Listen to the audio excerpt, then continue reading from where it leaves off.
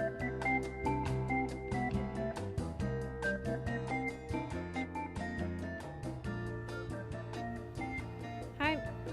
I am Mariel Capanna, and though my studio is in Philadelphia, I'm currently in Little Rock, Arkansas, where I'm working on a project I am pretty excited about. I'll tell you about it in a minute, but first I will let you know and show you where I am. So this is behind me, the home of Zach Riley. It's like a beautiful suburban home.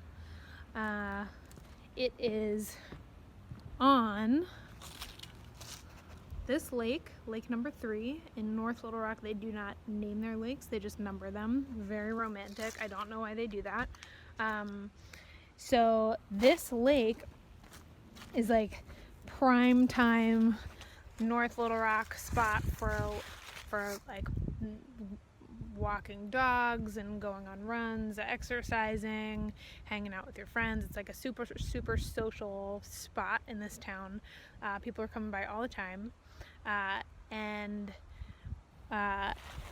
So isn't this great? Here's the lake, here's the house, and then here is Good Weather Gallery. So it is the garage. It's like a garage that calls itself a gallery, or a garage shaped gallery. It's called Good Weather.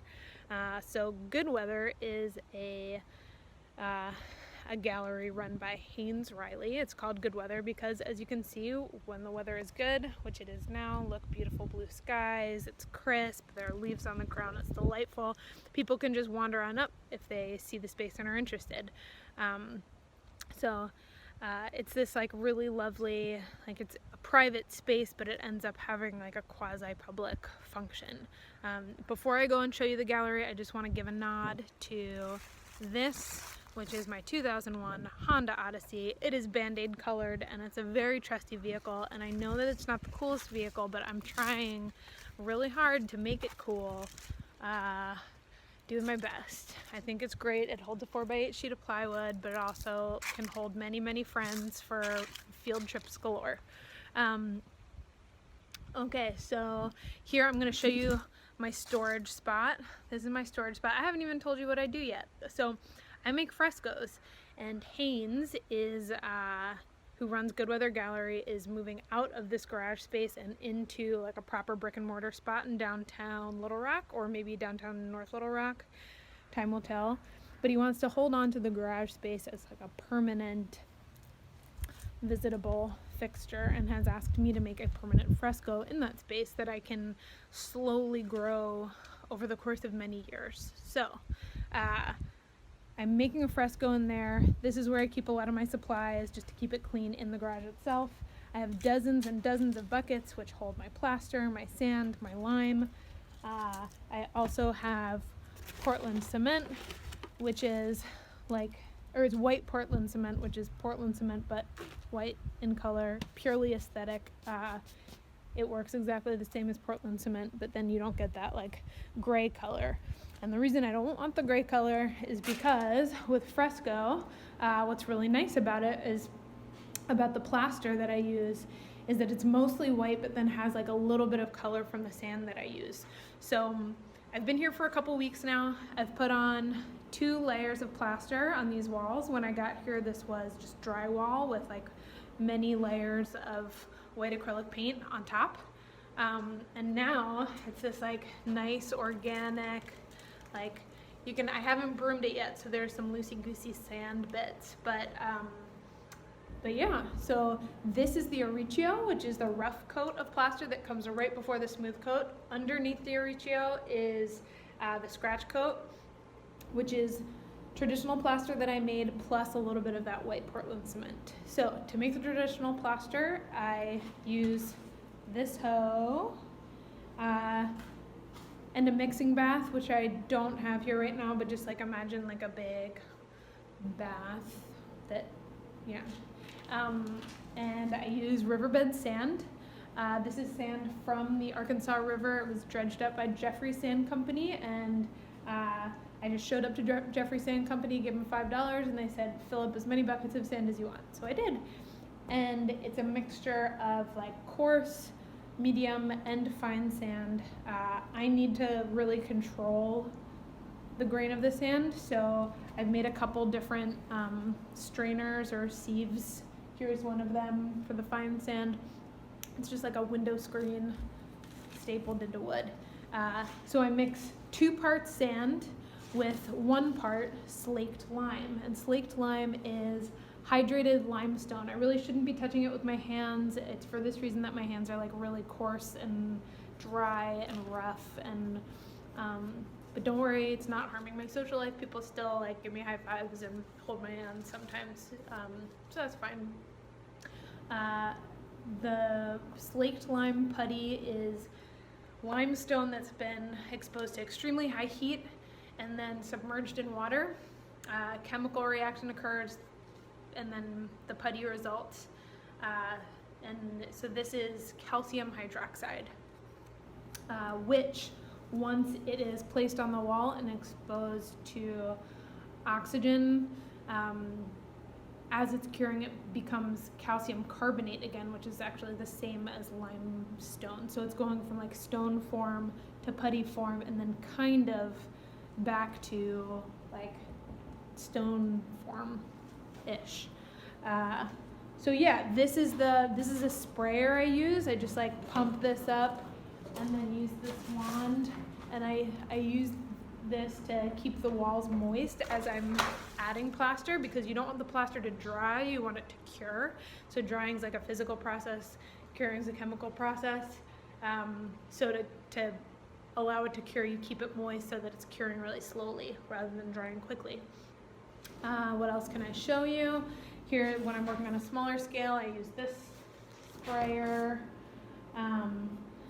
Someone dropped off a LaCroix today, which was nice. Product placement. Got some Ajax. This is what I use to clean my glass palette. This is where I grind my colors. The pigments are like natural earth pigments or mineral pigments, so made from like clays and minerals. Usually they come in dry form. Can you see that? I get them from Kremer Pigments in New York.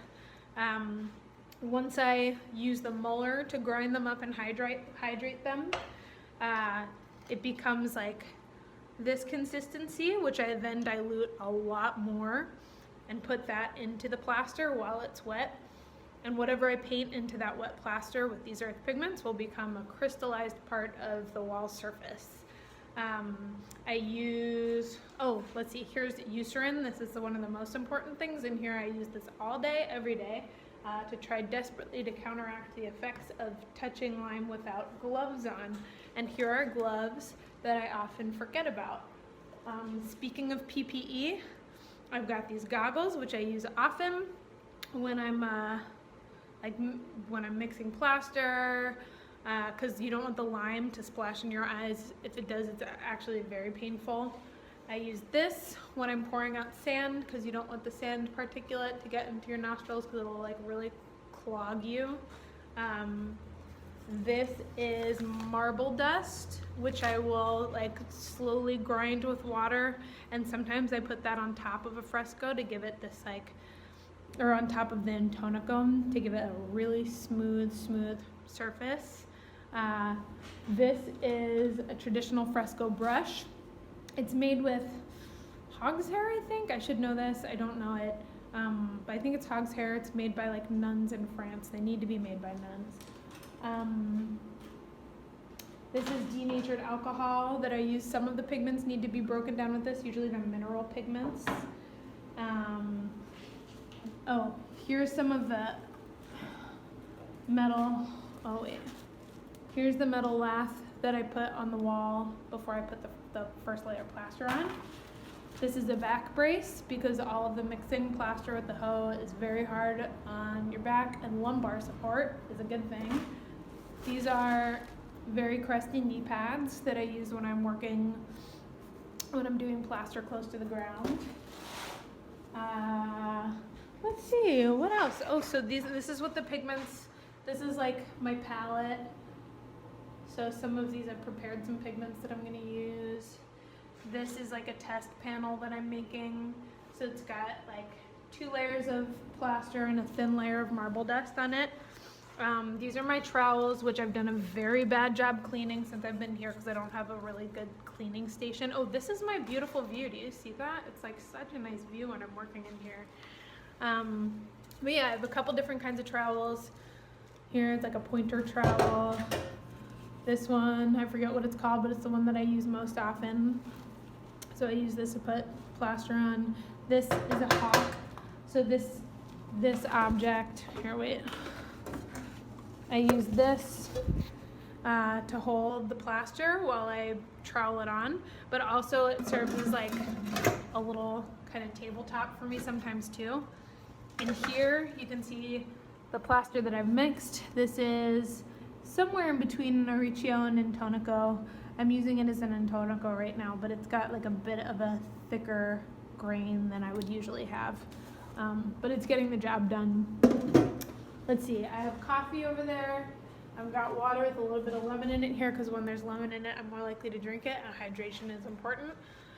I have a football because I love to take football breaks. I love to toss balls with friends. I really do. Oh, and this is the best part of all. This I bring with me. Can you see him?